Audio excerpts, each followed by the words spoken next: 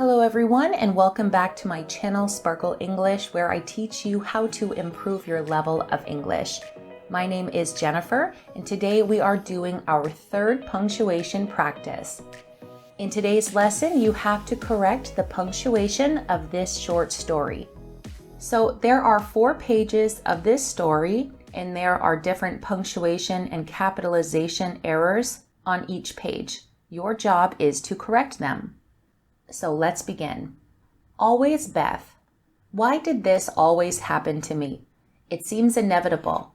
I fall in love with a guy, but he ends up dating my best friend. Let's go back to the beginning. I had just moved to Chicago and was starting my first year at university. Beth, my best friend, also got into the same university. We were going to be roommates and were so excited to finally have some independence.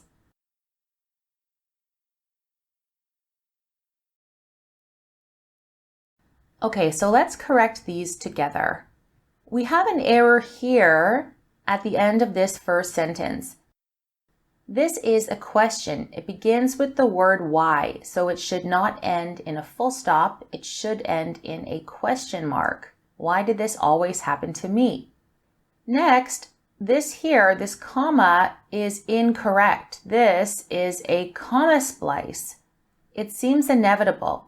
Here we can turn this into a semicolon, or we can erase the comma and add just a period, because this is a complete sentence. It seems inevitable. And now we have our next sentence. I fall in love with a guy, but he ends up dating my best friend. This comma before but is correct because it is a comma plus the coordinating conjunction but and is joining 2 independent clauses. Here, let's go back to the beginning. This is missing an apostrophe. Let's, L-E-T apostrophe S. It is a contraction for let us. Next, I had just moved to Chicago and was starting my first year at university. Here, this U should not be capitalized. This should be a lowercase u. If we are talking about the name of a university, for example, Queen's University, we would capitalize both Queen's and University. But because we are not stating what university or the name of the university, we don't capitalize the U in university. Next, we have Beth, my best friend. We have to put a comma before my and a comma after friend because this is extra information. Beth, my best friend, also got into the same university. And we also have an error here with roommates. We have roommates with an apostrophe S. We do not have an apostrophe here. We just add the S to make it plural. We only use apostrophe S when we're showing possession, and here we're talking about 2 roommates, so we don't use an apostrophe. Okay, now let's go on to the second page. Beth, do you want to go to this meet and greet event tonight? I asked. We can meet some of the new students living in our residence. That's a great idea, Beth said. Beth was fun, bubbly, and always up for trying new things. It's one of the reasons she became my best friend 10 years ago. Later that night, we got dressed in our best outfits and went to the student bar where they were hosting the event.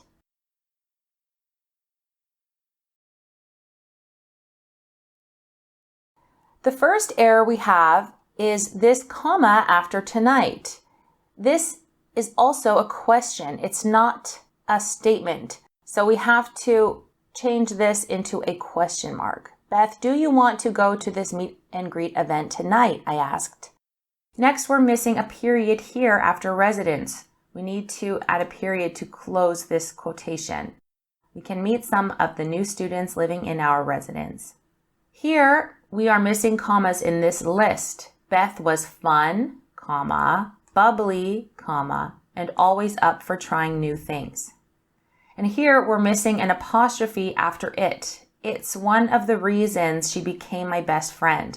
It's is a contraction for it is. So we have to have an apostrophe after it.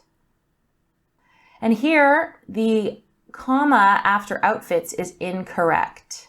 Later that night, we got dressed in our best outfits and went to the student bar. Here we're missing a subject before went, so it's not a complete sentence, and we only use a comma before a conjunction if we're joining two independent clauses. Okay, let's go on to page 3. We were chatting and laughing about something when we opened the door and entered the bar. I can't remember much after that. It felt like I had been hit by lightning. There he was. I saw a tall, handsome guy with black hair and a smile that could melt anyone.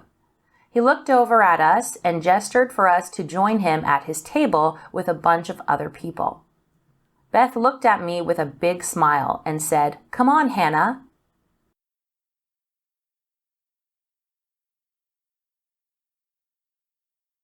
Okay, so first we have this comma here, which is incorrect. Again, we don't have a subject before entered the bar, so we don't add a comma before the conjunction and.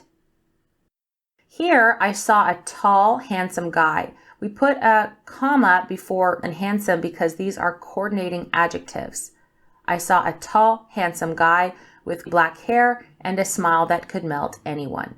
And finally, in the last paragraph, Beth looked at me with a big smile and said, "Come on, Hannah." Here we have to capitalize the C in come because we capitalize the first word of the quotation when it's a complete sentence.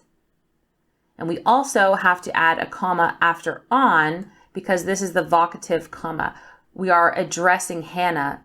"Come on, Hannah." So we have to separate Hannah from come on. And finally, the last page. We spent the next 2 hours talking and laughing. The guy's name was Benjamin. I had never felt such a strong connection with a guy before. I knew I needed to get his phone number. Before I could work up the courage to ask for his number, I quickly ran to the washroom to freshen up my lipstick. When I came back to the table, my heart sank. Beth and Ben were holding hands. She won. She always won.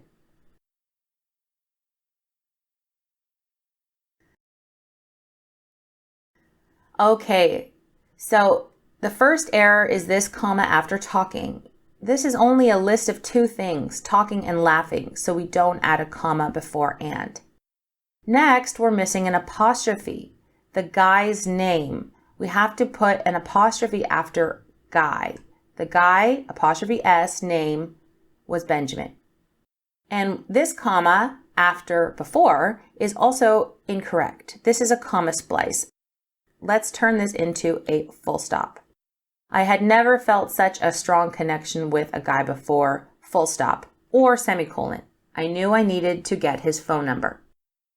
The next paragraph is okay. And in the final paragraph, we have one error. We have another comma splice. She won, she always won. Here, it would be best to turn this into a semicolon because it's 2 short, very short sentences. She won, she always won. Okay, so let me know in the comment section how many you got correct out of the 4 pages. If you have any questions, you can feel free to ask me in the comment section. And you can try doing the other punctuation practices in this series. Make sure to subscribe for more English lessons, and I will see you in my next video.